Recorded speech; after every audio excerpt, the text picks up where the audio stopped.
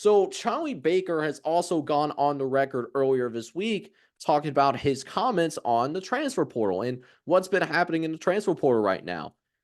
And what we've seen is that the current NCAA president, he has gone on record the past few days. He is someone that is opposed to making any meaningful changes to the transfer portal right now. Now, he does have his reasons. One that I do have speculative, the NCAA just lost in court, right? The NCAA lost on court recently on this very issue because there was a lawsuit that came in. The NCAA lost that lawsuit, and this allowed certain college basketball players being able to play right away. They were waiting for their waivers to be approved.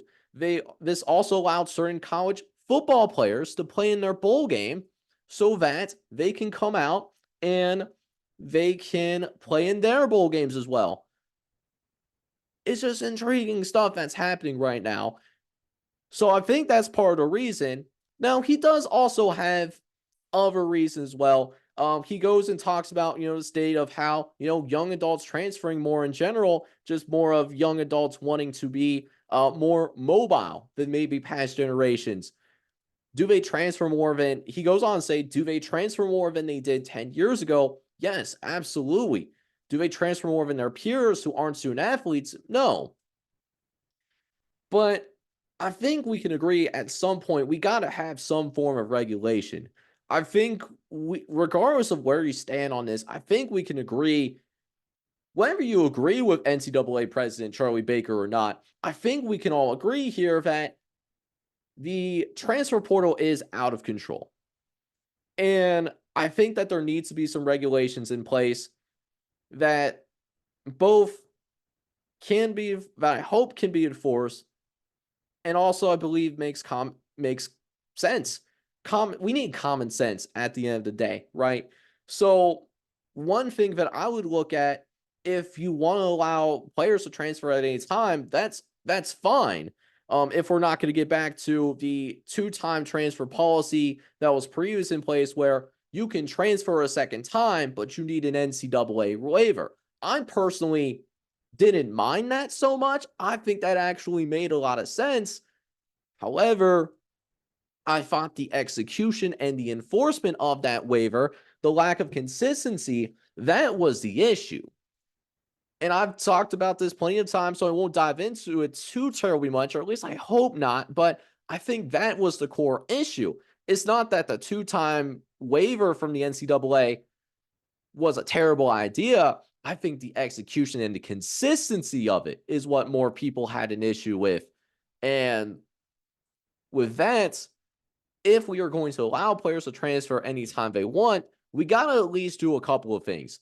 One, I think it would make more sense if we move the opening of the transfer portal window to after the season is actually over, and then have it open through spring ball and then close it to shortly after spring ball. So you have 2 to 3 month opening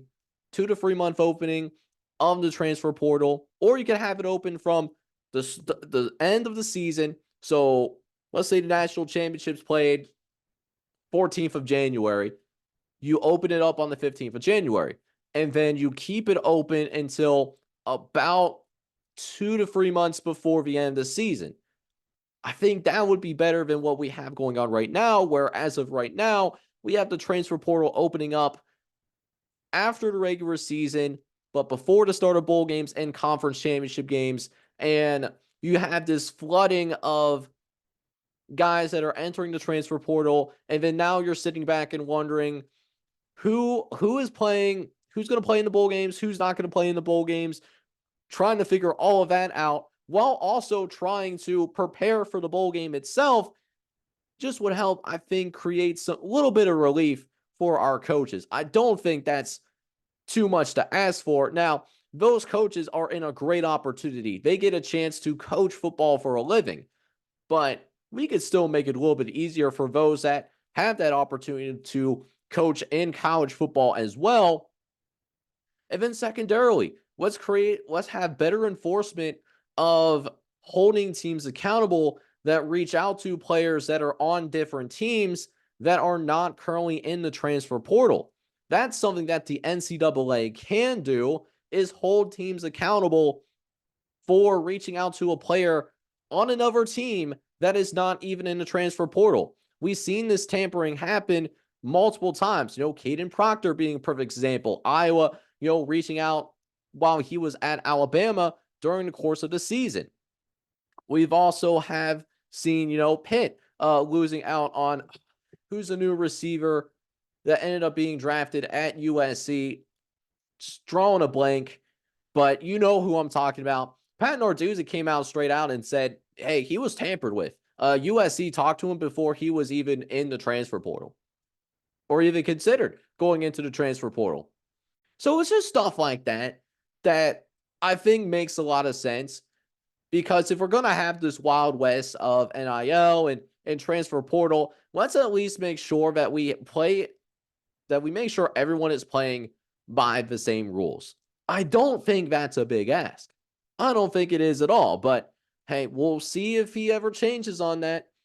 I wouldn't mind seeing that change, because regulation in NIL and regulation in the transfer portal, that would be better for our sport.